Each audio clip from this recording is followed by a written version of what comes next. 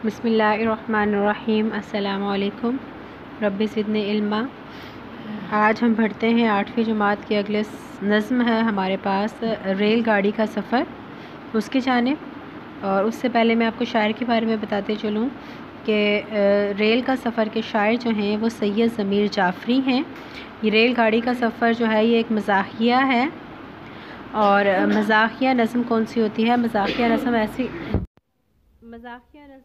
जो होती है वो ऐसी नज़्म होती है जिसमें शायर मज़ाहिया अंदाज़ में माशरे में मौजूद जो बुराइयां होती हैं या माशरे में मौजूद जो ऐसी चीज़ें होती हैं जो हमें नुकसान दे रही होती हैं उसको तंज़ का निशाना बनाते हैं। ठीक है, बढ़ते हैं। अगर हम सबक की बात करते हैं, नज़्म जो है हमारी, इनके ख़ास अल्फाज तो इनमें है अबस, मरदमशुमारी, गुंजाइश, ललकारना, बाहम, लाओ लश्कर, गट्ठर, आशनाई और नफूस। पहला शेर, ना गुंजाइश को देख इसमें ना तू मरदमशुमारी कर, लंगोटी कस खुदा का नाम ले घुस जा सवारी कर।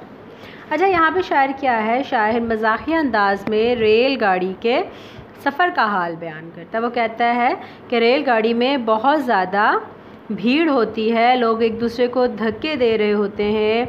और जब रेल के सफ़र के लिए जाएं तो इसका कायदा ये है कि आप गाड़ी में सवार होने वालों को ना देखें कि वो तादाद में कितने हैं, ठीक है, बल्कि वहाँ बैठने की जगह है या नहीं, बस अल्लाह का नाम लेकर तैयार होकर आप भी गाड़ी में घुस जाएं। अगर आपने कतार बनाकर सवार होने की कोशिश की तो आप इसमें सवार होने से रह जाएंगे। शायर ने मज़ाहिया अंदाज में रेलगाड़ी में सवार होने की कैफियत को बयान किया है। अगला शेर है, अबस गिनने की ये कोशिश के हैं कितने नफूस इसमें, के निकलेगा ज़रा तू देख तेरा भी जलूस इसमें। यहाँ पे शायर गाड़ी में सवार होने की कैफियत को दोबारा बयान कर रहा है। क्या कहता है कि अगर आप सवार होने से कबल रेलगाड़ी में बैठे हुए अफराद को गिनने की कोशिश करेंगे तो ये क्या होगा? ये बेफ़ायदा होगा, क्योंकि गाड़ी में लोगों का बड़ा हजूम सवार है। अगर आप उन्हें देख कर गिनने की कोशिश करेंगे तो इस कोशिश में आपका हश्र ख़राब हो जाएगा और आप भी सवार होने के बाद इसी हजूम का हिस्सा बन जाएंगे, यानी कि आपकी भी हालत ख़राब होने लगी है। लेकिन बस कोशिश करेंगे जल्दी से आप रेलगाड़ी में सवार हो जाएं। अगला शेर है, वो खिड़की से किसी ने मोर्चा बंदों को ललकारा, फिर अपने सर का गट्ठर दूसरों के सर पे दे मारा। यहाँ पे शायर क्या कह रहे हैं? कहते हैं जैसे ही गाड़ी रेलवे स्टेशन पर आकर रुकी तो अंदर घुसे हुए लोग नज़र आए। एक सवारी ने क्या किया? खिड़की में से मौजूद अंदर लोगों को नारा लगाया कि मैं भी तुम्हारे साथ सवार होने के लिए आ रहा हूँ।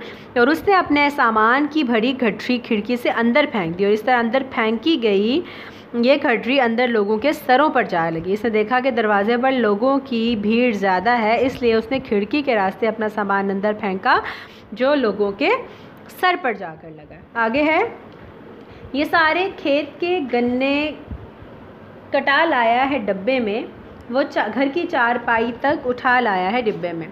शायर कह रहा है अफराद का सामान के बारे में बात कर रहा है। वो क्या कहता है कि मुसाफिर अपने साथ बहुत ज़्यादा सामान लाए हैं। इन सामान में बहुत सी चीज़ें ऐसी हैं जिनकी कोई अहमियत नहीं है, यानी इसके सफ़र के लिए ज़रूरी नहीं होती। वो मज़ीद बता रहा है कि एक मुसाफिर अपने साथ रेल में बहुत सारे गन्ने ले आया और वो इन गन्नों को दूसरी जगह लेकर जाना चाहता है, और कोई मुसाफिर अपने सामान में घर की चारपाई तक लेकर आ गया। मुसाफिरों का ये सामान रुकावट का बाइस बनता है, दूसरे लोगों को परेशान कर रहा है, यानी कि दूसरे लोगों को भी परेशानी का सामना करना पड़ा। अगला शेर है आपके पास, वो एक रस्सी में पूरा लाओ लश्कर बांध लाए हैं, ये बिस्तर में हज़ारों तीरों नश्तर बांध लाए हैं। क्या कह रहा है शायर? कहता है मुसाफिर अपने सामान को रस्सी से बांध कर लेकर आए हैं। ठीक है, ऐसा लगता है कि वो फ़ौजी महाज पर लड़ने के लिए जा रहे हैं। इनका सामान बहुत नोकीला, बहुत तेज़ है, बहुत ज़्यादा है। और मुसाफिर अपने सामान में के बिस्तर में बहुत सारी चीज़ें बांध कर लाए हैं जो तीरों और तेज़ चाकुओं की तरह हैं जो लोगों को ज़ख्मी कर रहे हैं। मुसाफिर रेलगाड़ी में सफ़र के लिए बेतहाशा सामान लेकर आए हैं जिनसे दूसरे मुसाफिरों को भी परेशानी का सामना करना पड़ा। अगला शेर है, सुराही से घड़ा रोटी से दस्तरख्वान लड़ता है, मुसाफिर ख़ुद नहीं लड़ता मगर सामान लड़ता है। यहाँ पे बात कर रहा है शायर मज़ाहिया अंदाज में क्या बात कर रहा है? वो कहता है कि लोगों का सामान बहुत ज़्यादा है जिसकी वजह से मुसाफिरों को परेशानी का सामना करना पड़ रहा है और इसी वजह से लोगों में लड़ाई हो जाती है। शायर कहते हैं कि लोग एक दूसरे से ख़ुद नहीं लड़ते बल्कि उनकी जो मुतल्लिका चीज़ें होती हैं, इनकी जो चीज़ें उनके पास हैं वो उनको लड़ाती हैं। जैसे सुराही और घड़ा, ये दोनों बर्तन पानी के लिए इस्तेमाल होते हैं और रोटी और दस्तरखान का भी आपस में ताल्लुक़ है और यही चीज़ें बाहिमी लड़ाई का सबब बनती हैं। यानी कि पता नहीं चलता कि कौन किस से लड़ रहा है। मालूम होता है कि मुसाफिर एक दूसरे से नहीं लड़ता बल्कि सामान जो होता है उनका, वो सामान उनके दरमियान लड़ाई का सबब बनता है। अगला शेर है, वो हज़रत जो अवामुन्नास में घुल मिल के बैठे हैं, रज़ाई में वो यूँ बैठे हैं गोया सिल के बैठे हैं।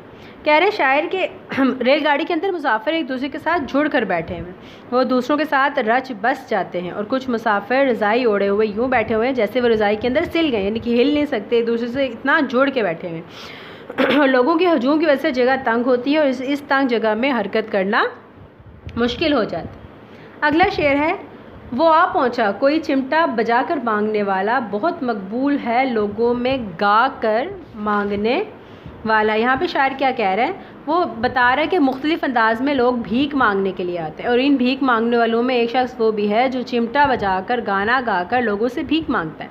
ये चिमटे वाला शख्स लोगों में बहुत मशहूर है। क्यों? क्योंकि उसका गाना लोग पसंद करते हैं और फिर वो उसकी मदद भी करते हैं। रेलगाड़ी में बहुत शोर होता है, कोई भीख मांग रहा है, कोई फल बेच रहा है, कोई पानी वगैरह बेच रहा है। इस काफ़ियत को शायर ने बड़ी खूबसूरती से अंदाज में बयान किया। किस तरह? एक भिखारी को मद्देनज़र रख कर। अगला है, बहम यूँ गुफ्तगू में आशनाई होती जाती है, लड़ाई होती जाती है, सफाई होती जाती है। आखिरी शेर है इस नज़्म का।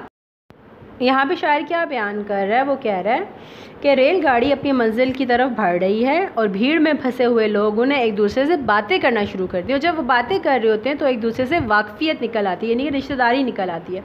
और वही लोग जो कुछ देर पहले एक दूसरे से लड़ झगड़ रहे थे और अब एक दूसरे के वाकिफ़कार बन गए, एक दूसरे से वाकफियत निकल आई है और वो दोस्तों की तरह आपस में महवे गुफ्तगू हैं।